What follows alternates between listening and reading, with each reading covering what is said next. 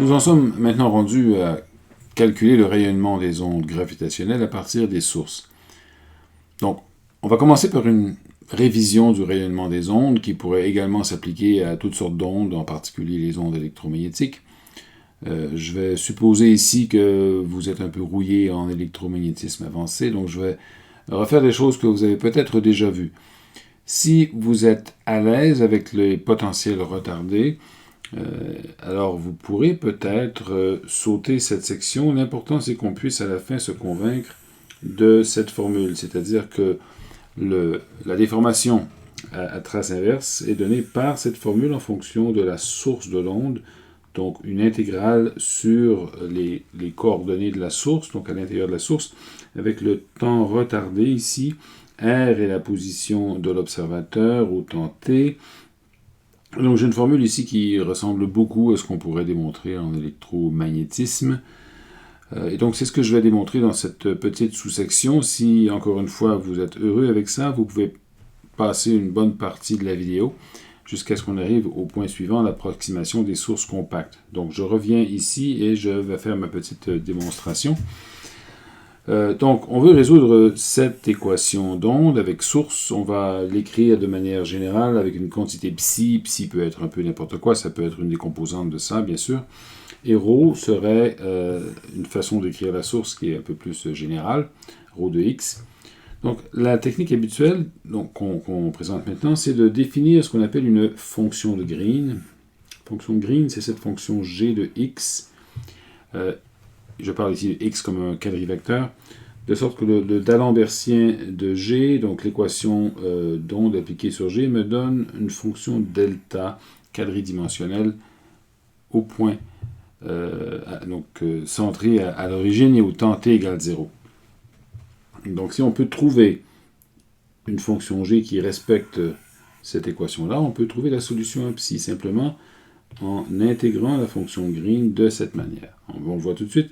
Si on met ici g de x moins y et qu'on applique sur cette fonction le d'Alembertien ici, le d'Alembertien va s'appliquer bien sûr dans l'intégrale. Ça s'applique sur c'est des dérivés en fonction de x et non pas de y, donc on peut le rentrer dans l'intégrale et on aura le d'Alembertien qui s'applique ici et qui me donnerait une fonction delta à x moins y, puisque là c'est une translation de la fonction, donc j'aurai ici une fonction delta à x moins y qui, intégrée sur y contre cette fonction ρ de y, me donnerait ρ de x.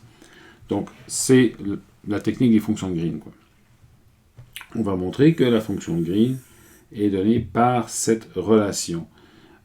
Et cette relation revient à écrire exactement cette solution ici, parce que j'ai substitué dans cette relation la source compacte, pas la source compacte, la source, le tenseur d'énergie impulsion ici. Notez que, encore une fois, j'ai ici un 1 sur 4pi avec la distance et que j'ai ici un moins 16pi, donc ça va me donner en divisant par 4pi moins 4. Et j'ai la distance ici entre le point d'observation et le point de source R'. Donc là, on va démontrer donc cette formule ici dans les 2 prochaines pages.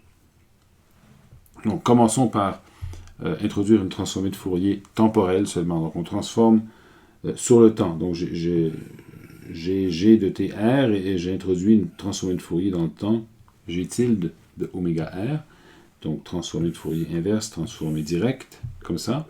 Quand j'applique le d'Alembertien sur ça ici, eh bien j'aurai la partie temporelle, donc la double dérivée temporelle, qui s'appliquerait sur ce facteur et qui ferait descendre un moins oméga carré. Et donc j'aurai l'équation suivante pour la transformée de Fourier, ici. Cette équation-là, donc vous allez me dire, mais pourquoi précisément une fonction delta, alors qu'ici, bien sûr, j'avais une fonction delta en 4 dimensions. Pourquoi je n'ai pas une fonction delta sur le temps aussi? Bien sûr, j'ai pris la transformée de Fourier temporelle des deux côtés de cette équation, n'est-ce pas?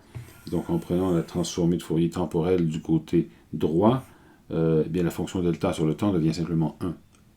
C'est pour ça qu'elle disparaît. Donc j'ai cette équation-là que j'aimerais résoudre. Je vais, pour la résoudre, me placer en coordonnées sphériques.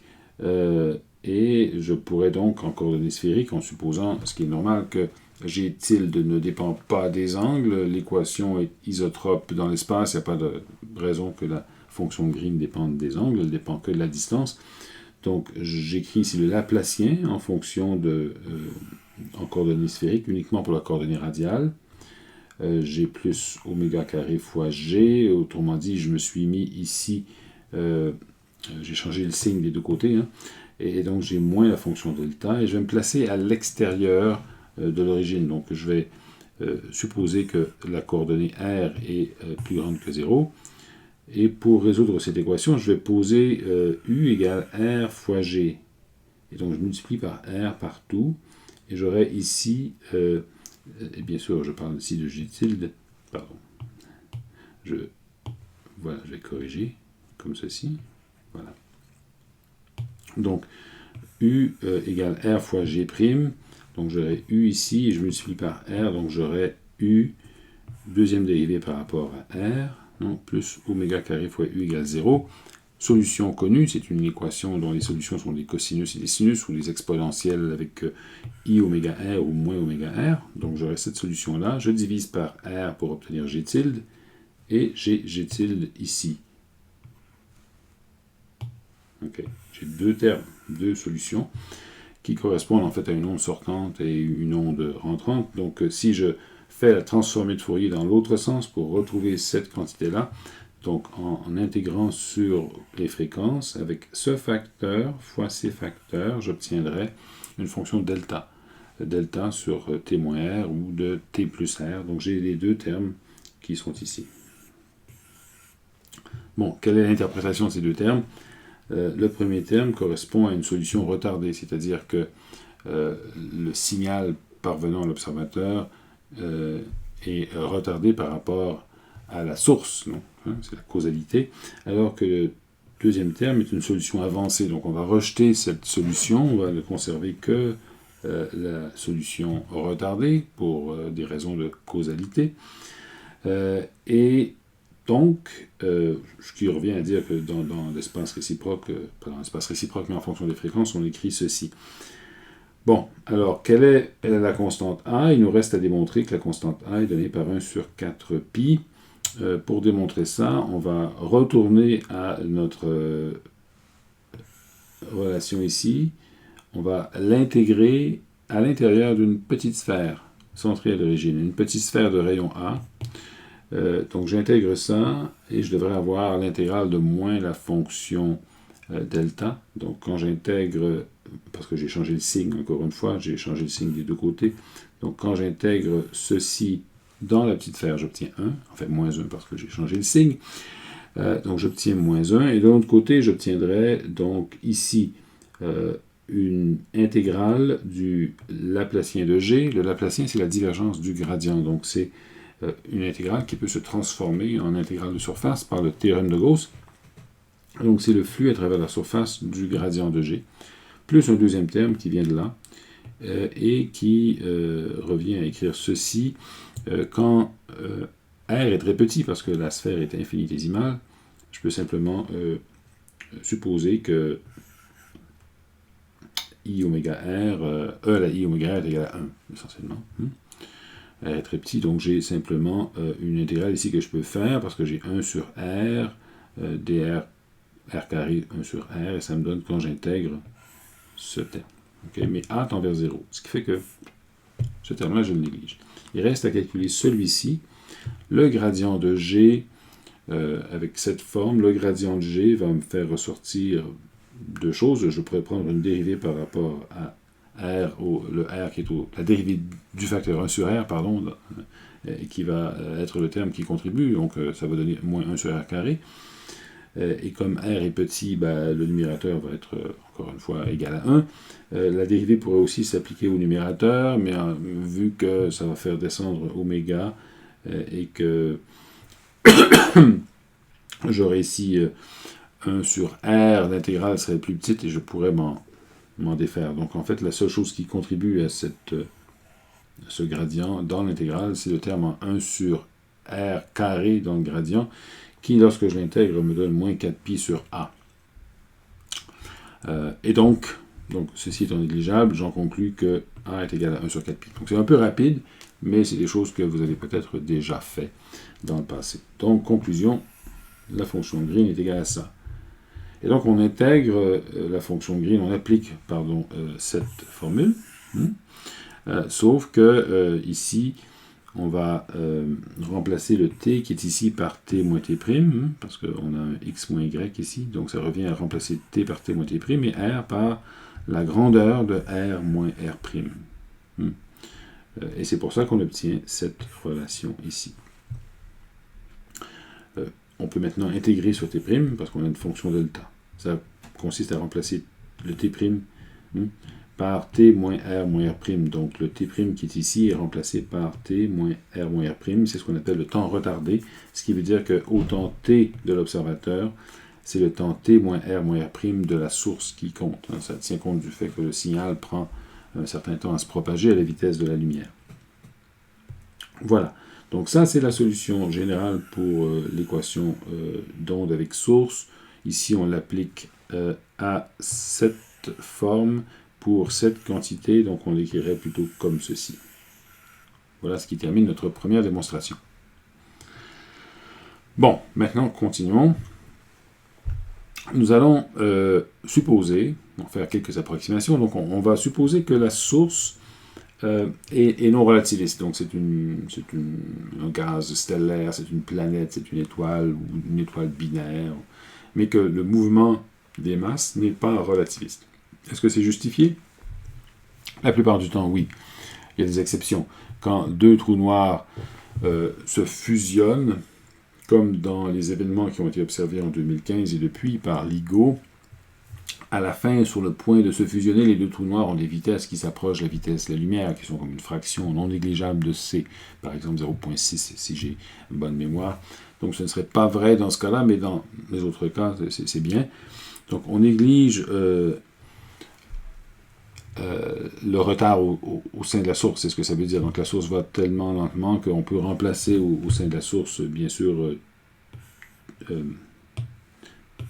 t moins r moins r' par simplement t moins r. Donc, en fait, je fais cette approximation. Je vais la faire aussi en supposant que je suis assez loin. Donc la source est petite par rapport à la distance à l'observateur. Donc que le r moins r' qui est ici est approximativement égal à 1 sur r. Et donc voilà, j'obtiens essentiellement cette forme approchée, une bonne approximation, qui suppose que la source est compacte. Donc, par exemple, voyons ce que ça donne dans le cas de la composante 0, 0 du tenseur de déformation. Donc, 0, 0. J'aurais donc besoin d'intégrer ça ici avec 0, 0. En général, en fait, je peux faire un peu plus. Je vais intégrer T0i sur R. Donc, T0i. Tij, c'est le tenseur d'énergie-impulsion. C'est une quantité conservée qui représente, encore une fois, la densité d'énergie-impulsion et le flux d'énergie-impulsion. Donc, la composante T0i, en fait, est une densité d'énergie-impulsion. Remarquez que c'est symétrique. T0i ou Ti0, c'est la même chose. Mais si j'intègre ça sur l'espace, j'obtiendrai l'énergie-impulsion totale de la source. Et on peut toujours choisir un référentiel, l'observateur, dans lequel la source est au total stationnaire. Enfin, elle n'est pas immobile, mais son centre de masse est immobile. Donc on se place dans le repère du centre de masse de la source. Donc tout ce que la source peut faire, c'est tourner sur elle-même. Dans ce référentiel, donc, les composantes de la quantité de mouvement totale de la source sont nulles. Et l'intégrale correspondante pour i égale 0, ce serait l'énergie totale de la source. Et dans cette approximation non relativiste, c'est simplement la masse totale de la source. Donc, j'aurais dans cette approximation que h bar 00, serait donné par, ici j'aurais la masse totale, donc j'aurais moins 4m sur r. C'est-à-dire 4 fois le potentiel gravitationnel newtonien. alors que les autres composantes impliquant 0 donc, seraient nulles en raison de cette condition-là. Donc, maintenant, à cause de ça, dans cette approximation, disons h bar, le déterminant serait essentiellement donné par ça. Vous allez me dire pourquoi est-ce que les autres composantes ici ne sont pas importantes. En fait, elles sont très petites en rapport avec les composantes temporelles. Et c'est pour ça qu'on va commencer par ces composantes temporelles. Donc, en première approximation, h bar serait donné par ceci. Et donc, le tenseur à trace non inversée, le tenseur original, sa composante 0,0 serait donné par h bar 0,0 moins une demi fois la trace. Donc, il me resterait seulement ça. Alors, en passant, petite remarque, je vais retourner en arrière. Il y a plusieurs diapos définit ce tenseur à trace inversée en fonction de h. La réciproque est vraie. On peut simplement, c'est une transformation involutive, n'est-ce pas? Quand j'exprime le tenseur à trace non inversée en fonction du tenseur à trace inversée, j'ai exactement la même relation si je mets h bar ici, parce qu'évidemment le déterminant du tenseur à trace inversée est l'opposé du déterminant du tenseur original. Donc je peux très bien retrouver le tenseur original de cette manière. Donc quand je fais ça, alors attendez, j'étais rendu ici. Quand je fais ça, j'obtiens que h00 est donné par ça ici, ce qui revient à 2 fois phi, parce que j'avais 4 fois phi avant. Et ça, c'est conforme à ce qu'on a appris dans le chapitre 3 du cours, n'est-ce pas? La composante G00 dans l'approximation non relativiste est donnée par 1 plus 2 fois le potentiel newtonien. Donc, manifestement, il ne s'agit pas ici d'ondes gravitationnelles. Ce qu'on vient de calculer ici, ce ne sont pas des ondes gravitationnelles, c'est simplement le champ gravitationnel statique de la source, qui, bien sûr, contribue aussi à une certaine déformation du tenseur métrique, mais ce n'est pas une onde qui se propage. Donc, ce n'est pas ces composantes-là qui nous intéressent, ce sont les composantes qui sont à l'intérieur, donc les composantes H, A, B, où A et B prennent les valeurs 1, 2 ou 3. Donc, ce qu'on va démontrer dans la suite, c'est que le tenseur à trace inversée est donné par cette deuxième dérivée avec un préfacteur qui décroît comme 1 sur R. Deuxième dérivée de cette quantité IAB qui est définie en fonction de la source comme ceci, ce qu'on appelle le tenseur quadripolaire. Donc T00 ici, c'est essentiellement la densité de masse dans l'objet. S'il est non relativiste, ça revient à la densité de masse. Et j'ai les coordonnées des points dans l'objet. Donc ça, c'est ce qu'on appelle un moment de la densité. C'est le deuxième moment. Et ça correspond au moment quadripolaire de la distribution de masse. Donc, pour démontrer ça, on va faire un petit calcul. La démonstration est la suivante. Je vais me servir de cette identité, qui est en fait la conservation de l'énergie. Le tenseur énergie-impulsion, c'est une quantité conservée. Donc, ça correspond à un quadricourant, à une quadridensité. Donc, la divergence, la quadridivergence devrait être nulle par l'équation de continuité. Donc, j'ai cette relation-ci pour la composante I. I peut être égal à 0, 1, 2, 3. Donc, si I égale 0, ça veut dire la conservation de l'énergie. Si I égale 1, 2, 3, c'est la conservation de la quantité de mouvement totale. Donc, commençons par considérer, alors c'est une suite de transformations que je fais là, de Lem. Considérons cette quantité ici. J'intègre sur la source, donc dans le volume, donc le tenseur d'énergie-impulsion fois XB. Donc c'est un moment du tenseur d'énergie-impulsion, mais je prends la dérivée par rapport à XA. Donc ça, c'est une dérivée totale. Je peux le convertir en intégrale de surface. Une intégrale de surface qui serait prise à l'extérieur de la source. La source est compacte, donc à un moment donné, je vais sortir de la source. L'intégrale de surface va me donner 0. Okay. Par contre, je vais travailler cette quantité, je pourrais appliquer la dérivée sur le tenseur d'énergie-impulsion ou l'appliquer sur ça ici. Okay. Donc, si j'applique là-dessus, bien sûr, ça me donne un delta de Kronecker. Ça, c'est la même chose que d'écrire delta BA Hein. Et donc, je reporte cette quantité ici. Et parce que c'est un delta de Kronecker, ça me donne l'intégrale de TCB. Donc, A devient B. L'intégrale de TCB devient donc moins cette quantité, parce que ceci est 0. Donc, j'ai moins cette quantité. Et là, je me sers de cette loi de conservation. Donc, je remplace la somme des dérivées sur les composants spatiales par une dérivée temporelle. Donc, je change de signe en même temps, bien sûr. Donc, le moins devient plus. Et la dérivée temporelle, je peux la sortir de l'intégrale. Parce que j'intègre, bien sûr, sur l'espace. Donc, j'ai cette première identité ici. Bon, cette relation ici, je l'ai écrite en CB, et je vois que, bon, C et B n'apparaissent pas de manière symétrique. Vu que TCB est égal à TBC, je peux recommencer dans l'autre sens, additionner, diviser par 2, donc je symétrise cette relation-là, et j'obtiens ça. Très bien. OK. Continuons. Alors, soyez patients, c'est un lemme mathématique, n'est-ce pas? Je continue, et je vais plutôt considérer cette quantité maintenant. Donc, je reprends un peu ce que j'ai fait ici, sauf qu'au lieu de mettre une puissance de x, j'en mets 2, xb, xc. Alors, pour la même raison qu'ici, je convertis ça en intégrale de surface, et ça donne 0. Et encore une fois, je peux appliquer les dérivées soit là-dessus, ou là-dessus. Okay? Donc, j'obtiendrai ce terme-là, ça, et ces trucs-là me donnent des deltas de Kronecker. Donc, ce que j'applique ici essentiellement, donc j'ai j'ai ajouté un delta AB, ce qui me permet de remplacer le A ici par B, donc j'aurai ça ici, et ici ce serait 0C avec XB. D'accord? Ici, encore une fois, je peux me servir de la loi de conservation que j'ai ici. Donc, prochaine étape, je change de signe, j'ai une dérivée par rapport au temps, et j'ai ça. Et de l'autre côté, j'ai cette combinaison, le tout est égal à 0. Et cette combinaison, c'est celle qu'on avait ici, qui donc me permet d'exprimer ça en fonction de ça ici. Et donc, j'ai cette relation à la fin.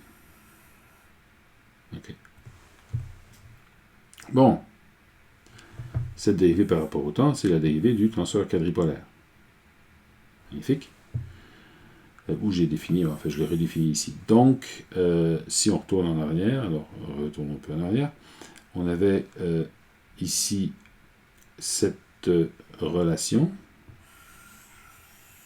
On avait besoin de calculer l'intégrale sur les sources de TIK. Ce qu'on vient de démontrer, c'est que l'intégrale sur les sources de TIK ou TBC, c'est une deuxième dérivée du tenseur quadripolaire.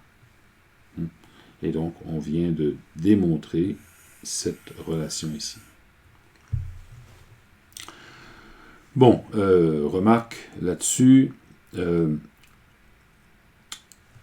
en électromagnétisme, le rayonnement, dans sa forme la plus simple, est un rayonnement dipolaire. Quand une source de charge est en mouvement, eh bien, il y a une charge totale peut-être qui va produire simplement un champ statique. Et ça, c'est un peu l'équivalent de ce qu'on a vu pour les composantes H00, un champ gravitationnel statique. Et il y aurait donc le mouvement de la charge positive et négative, la variation dans le temps du moment dipolaire électrique va produire un rayonnement électromagnétique. C'est le rayonnement dipolaire électrique. Pourquoi est-ce qu'on a passé en gravitation? Eh bien parce que le moment dipolaire gravitationnel serait défini par ça. J'aurais la densité ici, j'aurais la composante de la position au sein de la source, j'intègre sur la source, j'obtiendrai donc le moment dipolaire gravitationnel. Sauf que ρ est toujours positif ici, contrairement au cas électromagnétique. Quand ρ est toujours positif, on peut toujours s'arranger pour déplacer l'origine de manière à annuler le moment dipolaire. Donc je peux toujours choisir l'origine, par exemple, au centre de masse de la source, et le moment dipolaire, ici, serait nul. En électromagnétisme, c'est pareil, sauf si la charge totale est nulle. Donc quand la charge totale est non nulle, on peut toujours annuler le moment dipolaire de cette source en plaçant l'origine au centre de charge, si on veut, à l'intérieur de la source. Mais quand la charge totale est nulle, on ne peut pas. Donc le rayonnement dipolaire, le dipôle électrique a un sens important quand la charge totale est nulle. Mais ici, la masse totale n'est pas nulle, donc le dipôle gravitationnel n'a pas vraiment de sens physique. Et il ne peut pas être relié au rayonnement, n'est-ce pas? Donc c'est le quadrupôle qui est relié au rayonnement. Donc faisons un exemple. Un objet binaire. Donc j'ai ici deux masses de planètes, deux étoiles si on veut, de masse m, je les prends identiques pour simplifier, et elles sont en orbite circulaire l'une autour de l'autre. Donc le centre du cercle est ici, le rayon du cercle est A, et on met ça dans le plan XY. D'accord? Donc il y a une certaine fréquence de rotation, bien sûr, qui est dictée par la force centrifuge, la force de gravité, tout ça est newtonien comme calcul. Donc ça, ce serait la force centrifuge, centripète, excusez-moi. Et la grandeur de la force gravitationnelle, vu que j'ai une distance de 1 entre les deux, serait m sur 4a carré. N'oublions pas que g majuscule est égal à 1. Et donc je peux isoler oméga là-dedans, et je trouve quelque chose comme ça, qui est en fait la troisième loi de Kepler, pour ce système. Donc, voyons, quel est le tenseur quadripolaire dans ce cas-là? Donc la position de l'une des masses, donc je l'appelle A, en fonction du temps, est donnée par ça ici. J'ai A cos oméga t, A sin oméga t, c'est le mouvement de rotation, et la position de l'autre est simplement opposée. Donc dans ce cas-ci, je n'ai pas une distribution continue de matière, mais une distribution discrète. Donc mes densités sont des fonctions delta, mais le tenseur quadripolaire est simplement donné par une somme discrète sur les masses des différents objets avec leurs coordonnées comme ceci. Donc c'est cette forme de l'expression du tenseur quadripolaire qu'on va utiliser au lieu d'utiliser la forme continue qui est ici, mais c'est manifestement équivalent. Donc on aurait des contributions de la particule A et de la particule B. Comme tout ça est quadratique, les deux contributions vont donner la même chose parce que les signes des coordonnées sont différents, mais l'expression est quadratique. Donc, j'aurai un facteur 2 fois la masse fois les coordonnées de la particule A, par exemple, ou de la planète A, pour les différentes valeurs de A et B, différentes composantes qui sont données ici. Alors, je transcris, et j'aurai donc 2ma carré fois cette matrice, qui bien sûr contient des zéros dans les composantes z, mais sinon ce sont simplement que ces facteurs ici, cos carré, sin carré et cos fois sin, qui apparaissent. Voilà, donc je pourrais utiliser les formules d'angle multiples, bien sûr, pour remplacer ça ici par 1/2 de sinus 2 oméga t, ça ici par 1 plus cosinus de 2 oméga t. Et maintenant, je suis prêt à écrire le tenseur quadrupolaire à partir de cette formule. Je dois prendre la deuxième dérivée par rapport au temps, multiplié par moins 2 sur r. Donc, deuxième dérivée par rapport au temps va me faire sortir un facteur 2 oméga au carré, donc 4 oméga carré. Et va changer le signe. J'avais déjà un signe moins, donc ça va se réduire à cette forme ici. Et évidemment, les 1 ont disparu à cause des dérivées, et j'obtiens cette forme. Bon. Si je fais une promotion de cet objet à l'objet quadridimensionnel, au tenseur déformé, en rajoutant le tenseur, pardon, les déformations à trace inversée, en rajoutant les composantes temporelles qui sont nulles, ben, j'obtiens cette expression ici. Bon. Je pourrais l'exprimer en fonction des polarisations, E1 et E2 qu'on a définies plus tôt, donc ces polarisations qui, alors je recule un peu, vous m'excuserez, qui sont définies comme ça. Et en faisant ça, ben, je reviens, ou j'obtiens plutôt cette façon de l'écrire qui est ici. Donc c'est comme avoir une combinaison, une polarisation qu'on pourrait qualifier d'elliptique. Donc j'ai une combinaison de E1 avec IE2, dans ce cas-ci, fois ce facteur oscillant. Pourquoi 2 oméga plutôt qu'oméga? Autrement dit, j'ai un mouvement de planète qui a une fréquence oméga. Par contre, l'onde que je perçois a une fréquence 2 oméga. C'est que, bien sûr, le système binaire, lorsque une demi-période, c'est écoulé revient exactement dans la même configuration qu'avant. J'ai échangé les deux planètes, mais ça ne fait aucune différence pour l'onde.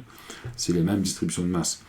Donc parce que c'est justement un tenseur quadripolaire et non pas dipolaire, eh bien, tous les mouvements des masses à fréquence oméga vont se traduire par les expressions quadratiques et donc par une oscillation à fréquence de oméga de l'onde. Deuxièmement, pourquoi est-ce une polarisation elliptique? Eh bien, on voit ces deux objets tourner l'un par rapport à l'autre. Il ne s'agit pas ici d'un mouvement d'aplatissement comme ceci, ni à angle. En fait, c'est une superposition des deux avec une phase relative de i. Ça se voit clairement d'après les cosinus si on les transforme en exponentielle. Et donc, polarisation elliptique. Joli, n'est-ce pas? Bon, on observe ce truc-là dans la direction Z. Ça paraît évident, oui, mais en fait, en raison de la forme même de ce tenseur, c'est un tenseur approprié pour une onde qui est observée dans la direction Z. Qu'est-ce que ce serait dans une autre direction? On n'a pas la forme exacte ici pour l'autre direction, et il y a une façon de l'obtenir de la manière suivante. Il faut toujours se ramener à cette jauge transverse sans trace, telle qu'on l'a démontré à la section précédente. Donc, ce qu'on doit faire pour avoir l'expression du tenseur de déformation dans une autre direction que l'axe des Z, pour l'observateur, c'est d'appliquer une rotation. Donc, une rotation qui nous amène à une direction différente. Donc, par exemple, si on observe ça dans le plan XZ, d'accord? Donc, je ferai une rotation si. Donc, j'ai ici j'ai écrit une matrice de rotation, pardon, qui est une rotation par rapport à l'axe des X. Donc, ça nous permet de contempler la situation dans une direction qui n'est pas Z nécessairement, mais qui serait dans le plan YZ, je devrais dire. Donc, on applique cette rotation. On l'applique à cette matrice 3 par 3, donc la matrice 3 par 3 qu'on avait ici. On l'applique à cette matrice 3 par 3, comme on devrait l'appliquer à un tenseur normal. Donc, c'est comme si on avait de la matrice de rotation ici et ça transposé de l'autre côté. Donc, le calcul est un peu long, je vous fais grâce des détails, mais ça donne cette expression-ci à la fin. Et ce que l'on fait maintenant, c'est qu'on n'est manifestement pas dans la jauge transverse sans trace. Mais on retourne dans cette jauge en faisant des manipulations qui sont édictées ici. On élimine maintenant les composantes qui ne sont pas en XY dans le nouveau tenseur. Et on le rend sans trace, en ajoutant au tenseur une contribution qui est égale à la moitié de la somme des éléments. Donc, autrement dit, on soustrait la moitié de la somme des éléments diagonaux du tenseur restant. Donc, ça nous permet de retourner dans la version sans trace. C'est ce qu'on fait. Donc, j'élimine ça, tout simplement, sans autre forme de procès. Il ne me reste que ceci, que je reproduis ici. Et là, je calcule la trace. Donc, j'aurai ça ici, moins, plus ça ici, ça fait quelque chose en 1 moins cos carré θ dans la trace qui est égale à sinus carré θ, et là je divise par 2, je soustrais et j'obtiendrai cette forme. Donc dans la nouvelle forme, j'ai exactement l'opposé ici de la composante qui est là, d'accord? Et je peux même à la rigueur l'augmenter encore une fois pour retourner à la forme pleine dans l'espace-temps, et j'aurai ce résultat. Donc, qui est valable pour un observateur qui est à un angle θ par rapport à l'axe des Z. Voilà, c'est aussi simple que ça. Exemple, supposons qu'on regarde l'onde dans la direction X, on devrait dire Y, ici ce serait plus correct que dire X, mais en fait à un angle de θ égale pi sur 2, qu'est-ce qu'on voit?